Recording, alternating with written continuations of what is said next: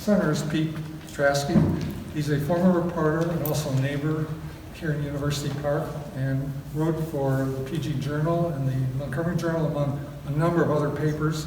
And I think he'll talk a little bit about his past. I'm going to ask everybody to talk about what they do in terms of just journalism and also, more importantly, local journalism, which I think is something we're all concerned about, the fact that it's not doing quite as well as it used to do.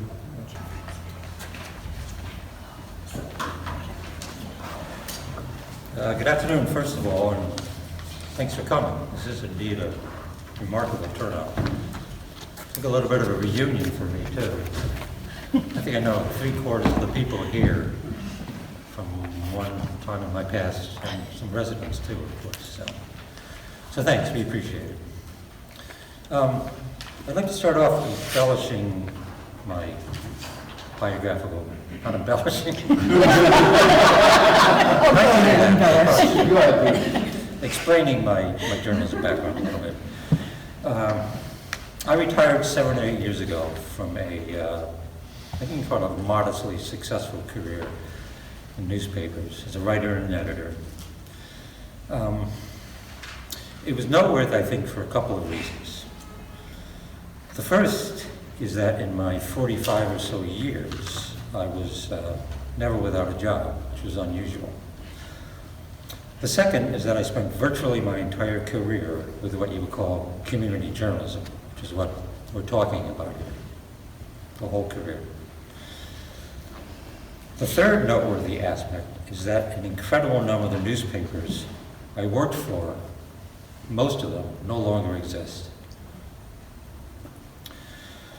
My first job, after I earned my master's in journalism at University of Maryland, my first job was a writer for the Prince George's Journal, which a few of you out here worked for them. That lasted a couple of years, and then I took a job at the Baltimore News American as a reporter up in Baltimore. A couple of years of that, I went back to the Journal as an editor, as well as a part-time writer for them.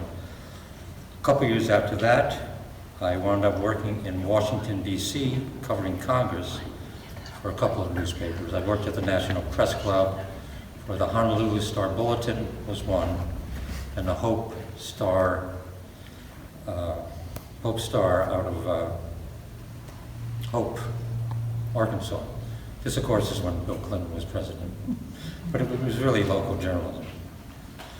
After that, I worked as a writer for the Howard County Times and Columbia Flyer up in Columbia.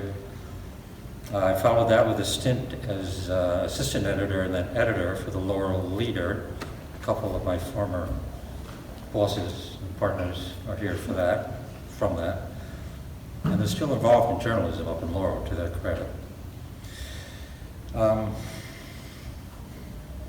After that, my final job was as a news editor back up in Columbia for the Flyer and the Howard County Times.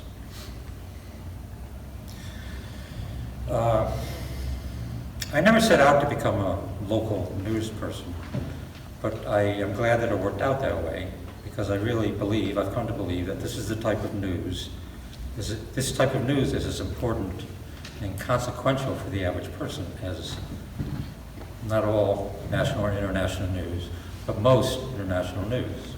It really affects you where you live, literally.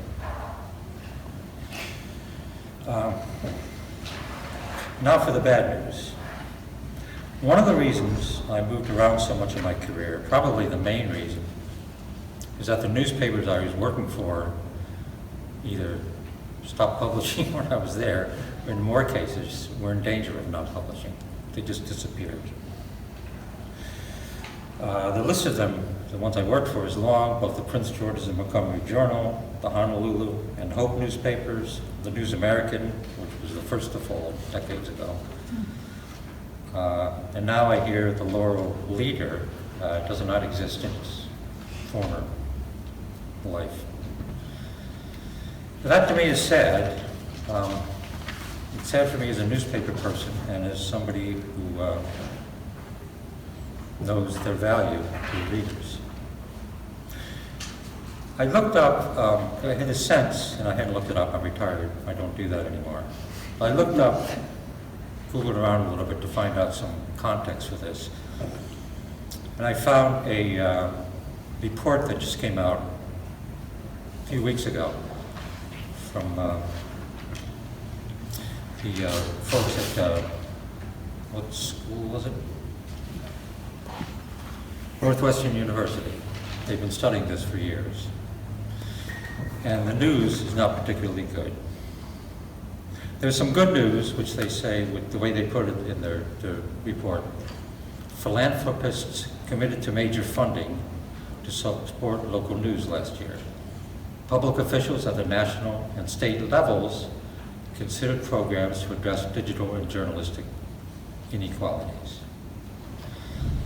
At the same time, however, they report, the number of local news outlets continued to contract at an even steeper rate in 2023.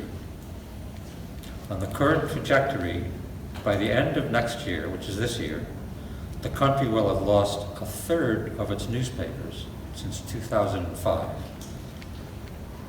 Discouragingly, they go on, the growth in alternative local news sources, digital and ethnic news outlets, as well as public broadcasting, has not kept pace with what's being lost.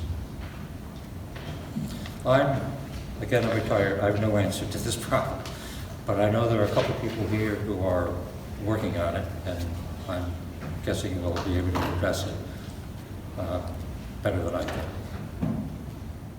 Again, thank you for coming.